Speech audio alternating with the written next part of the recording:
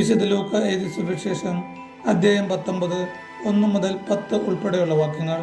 സക്കേവൂസിന്റെ ഭവനത്തിൽ. യേശു ജെറിക്കോയിൽ പ്രവേശിച്ച് അതിലൂടെ കടന്നു പോവുകയായിരുന്നു. അവിടെ സക്കേവൂസ് എന്നു പേരായ ഒരാളുണ്ടായിരുന്നു. അവൻ ചുങ്കക്കാരിൽ പ്രധാനനും ധനികനുമായിരുന്നു. യേശു ആരെന്നു കാണാൻ അവൻ ആഗ്രഹിച്ചു. പൊക്കം കുറവായിരുന്നതിനാൽ ജനക്കൂട്ടത്തിൽ നിന്നുകൊണ്ട് അത് സാധ്യമായിരുന്നില്ല.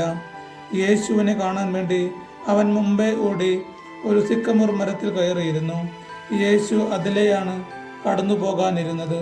അവിടെ എത്തിയപ്പോൾ അവൻ മുകളിലേക്ക് നോക്കി പറഞ്ഞു, സക്കേവൂസ്, വേഗം ഇറങ്ങി വരിക, ഇന്ന് എനിക്ക് നിന്റെ വീട്ടിൽ താമസിക്കേണ്ടിയിരിക്കുന്നു. അവൻ തിടുക്കത്തിൽ ഇറങ്ങിച്ചെന്ന് സന്തോഷത്തോടെ അവനെ സ്വീകരിച്ചു. ഇത് കണ്ടപ്പോൾ അവരെല്ലാവരും പിറുപിറുത്തു, ഇവൻ പാപിയുടെ വീട്ടിൽ അതിഥിയായി താമസിക്കുന്നുവല്ലോ. സക്കേവൂസ് എഴുന്നേറ്റ് പറഞ്ഞു, കർത്താവേ, ഇതാ എൻ്റെ സ്വത്തിൽ പകുതി ഞാൻ ദരിദ്രർക്ക് കൊടുക്കുന്നു. ആരുടെയെങ്കിലും വക വഞ്ചിച്ചെടുത്തിട്ടുണ്ടെങ്കിൽ 4 ഇരട്ടിയായി തിരിച്ചു കൊടുക്കുന്നു.